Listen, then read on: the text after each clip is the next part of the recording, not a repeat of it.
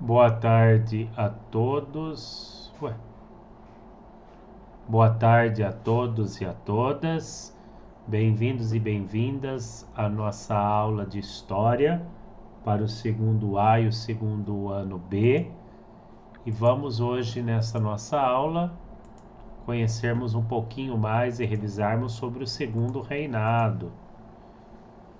Mais um aspecto importante para estarmos tomando nota e nos apropriando do conteúdo. Então, qualquer dúvida, vocês, além de organizarem esse pensamento, podem estar perguntando, que é totalmente essencial para a nossa continuação dos nossos trabalhos.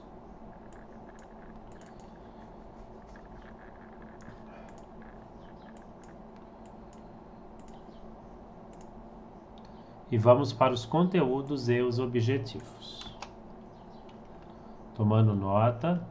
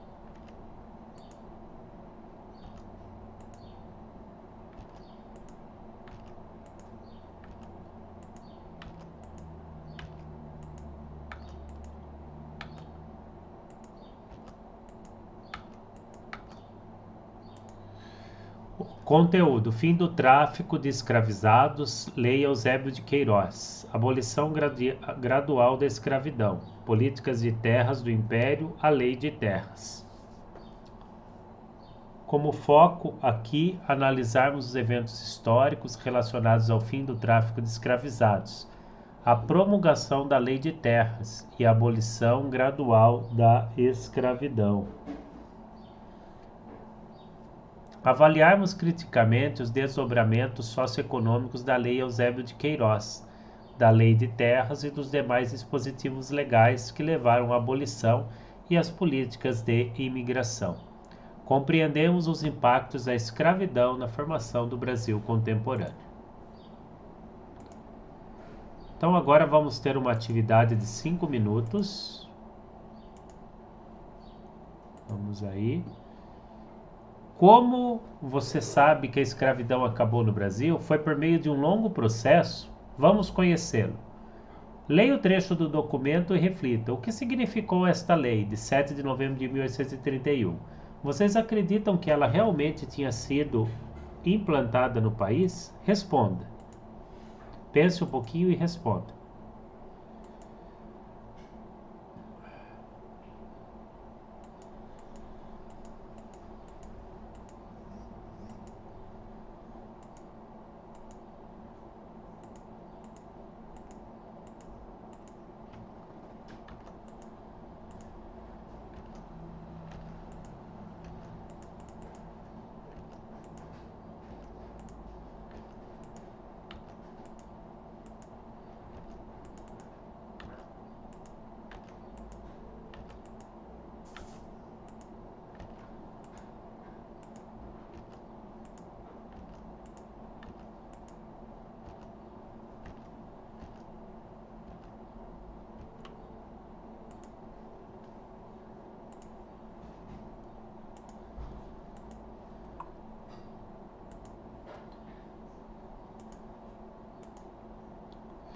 Leis para inglês ver. A história é um pouco mais complexa.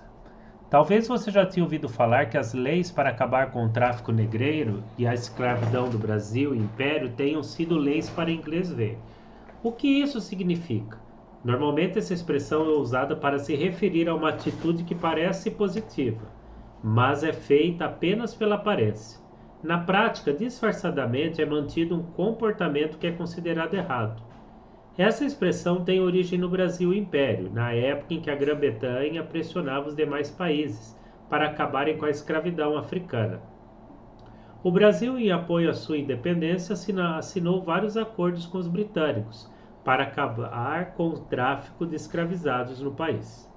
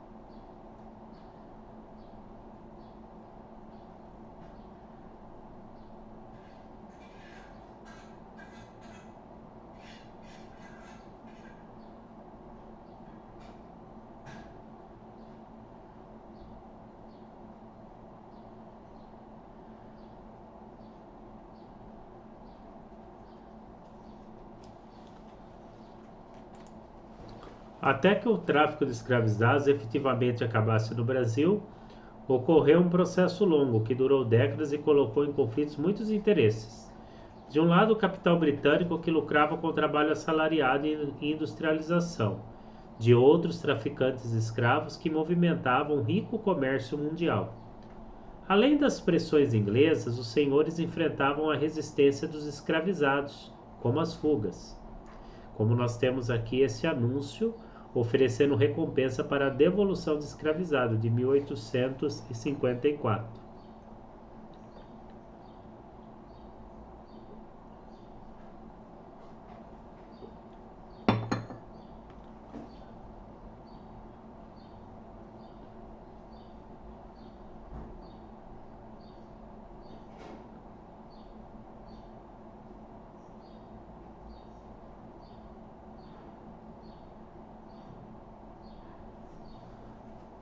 Veja que absurdo, gente.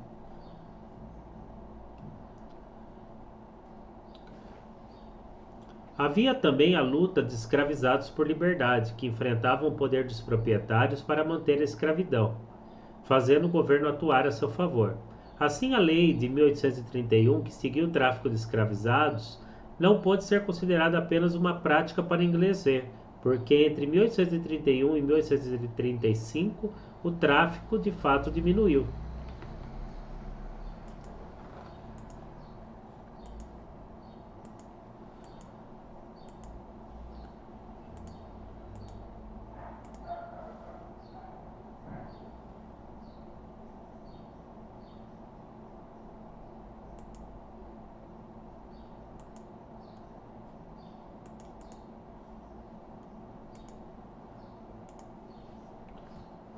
O que faz o quadro reverter a favor dos escravistas foi quando esse grupo social conseguiu fazer os seus interesses serem defendidos pelo governo brasileiro.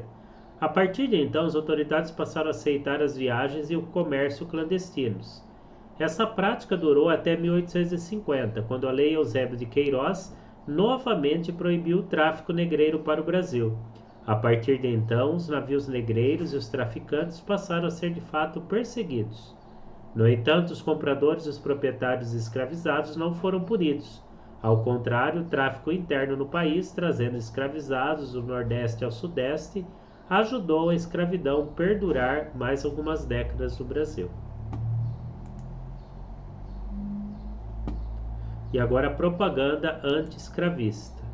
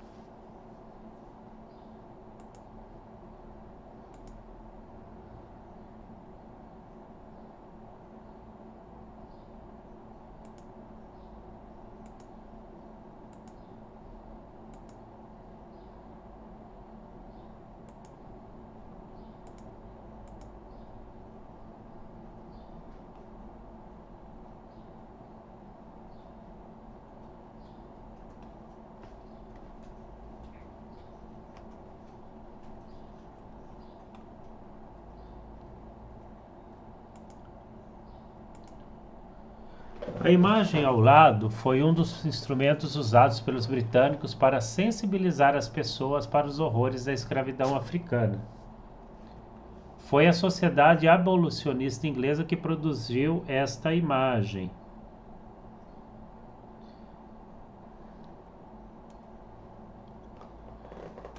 A imagem pretendia descrever as condições desumanas que os africanos enfrentavam durante a travessia do Atlântico a bordo dos navios negreiros ou tumbeiros, porque a maioria falecia, né, gente? Por isso tumba.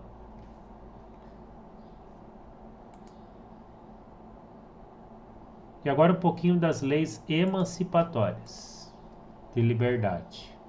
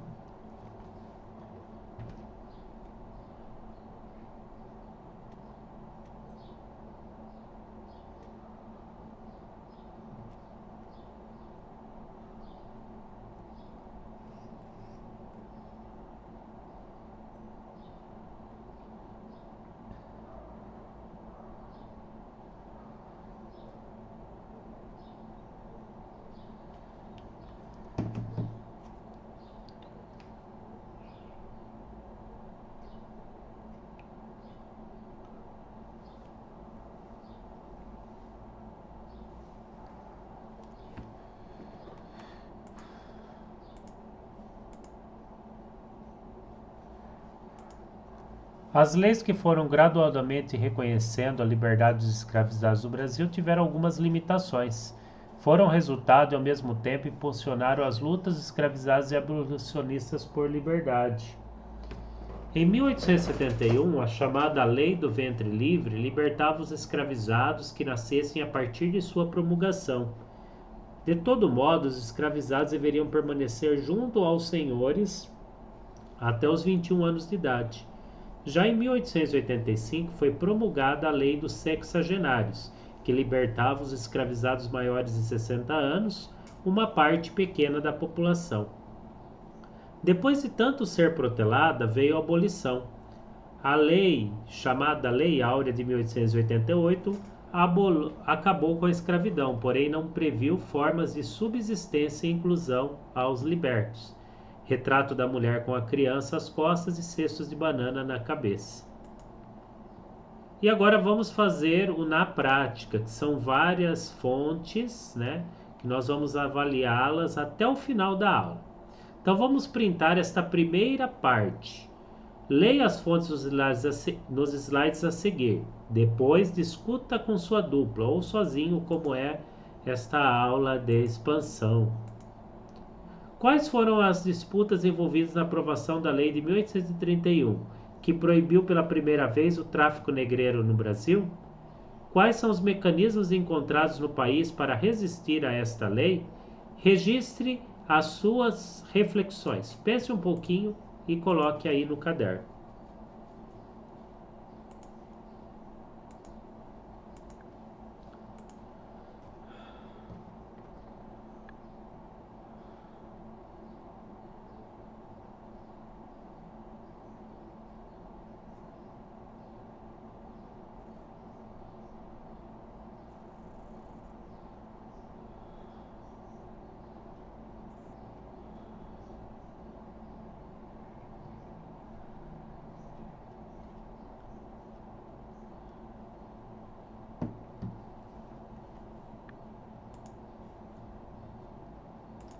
E agora vamos começar a analisar as fontes. A fonte 1, a força da escravidão.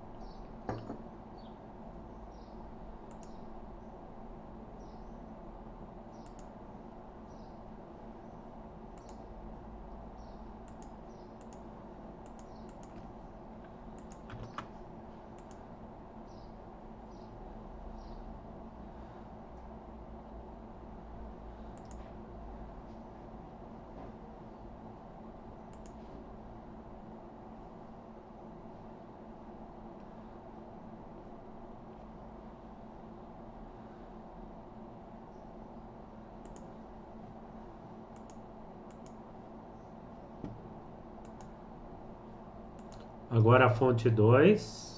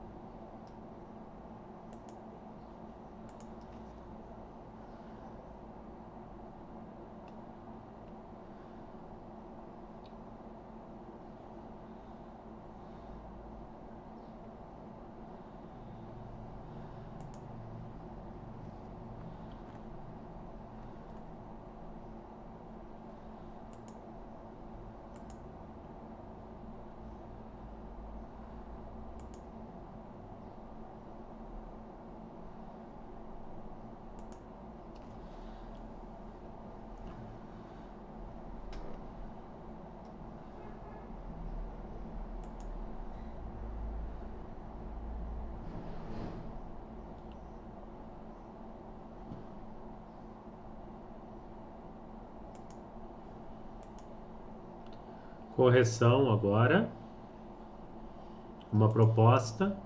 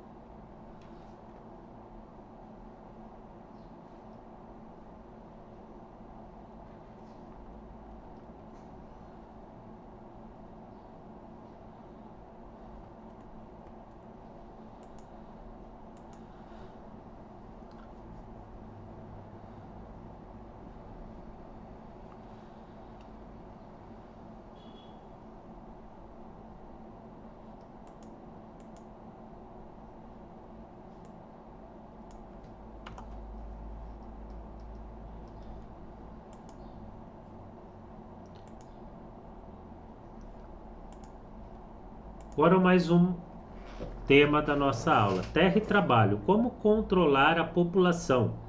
Desde a independência do Brasil, Dom Pedro I havia suspendido as doações de terra.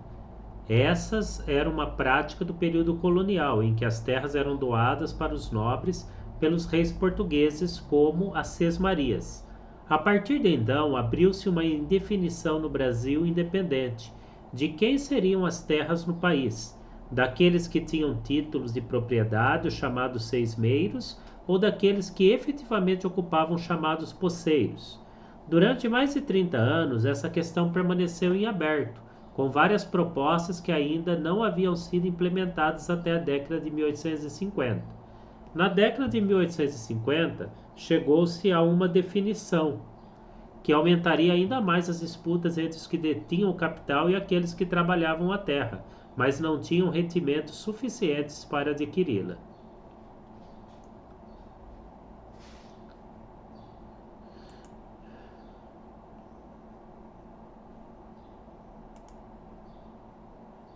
E agora o fim do tráfico e lei de terras, uma solução?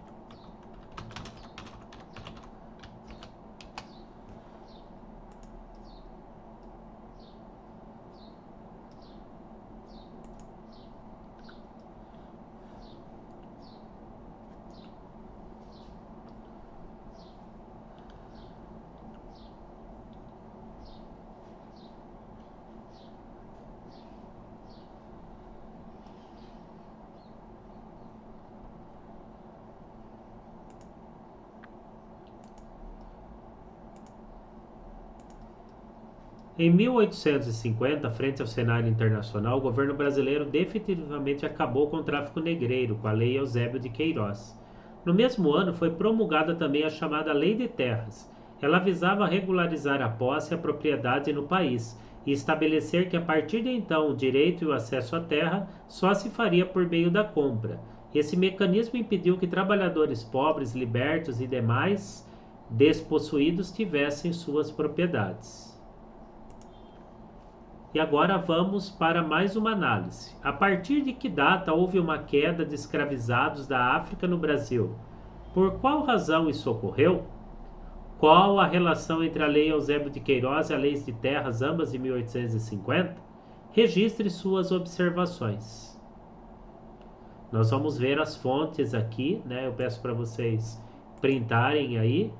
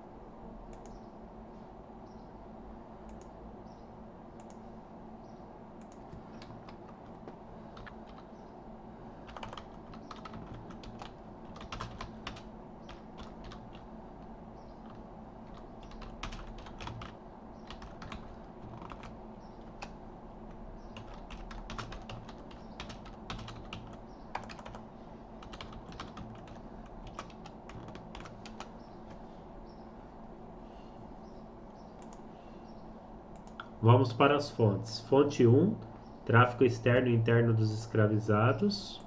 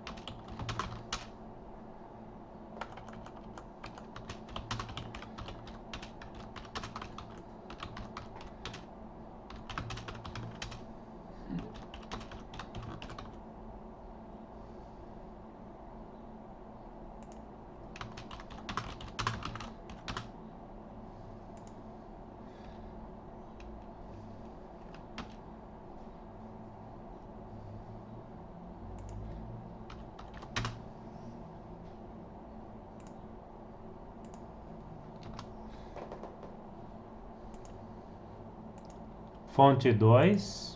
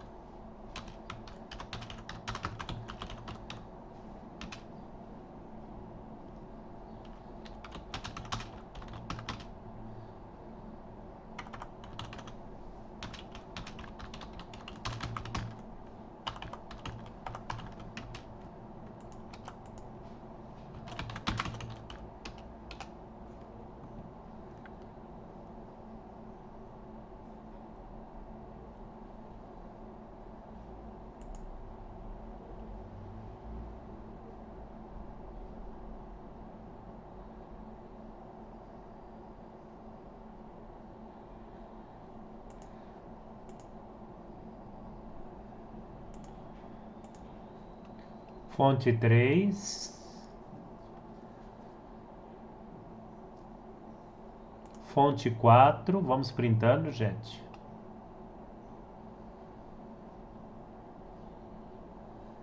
A correção dessas fontes. Resposta B. A. Resposta para A, quando ocorreu. A B. Tá? O aplicando, que nós somos convidados a colocarmos o dia a dia, esse fato histórico, a integração do negro nas sociedades de classe, Florestan Fernandes, e o que nós aprendemos hoje.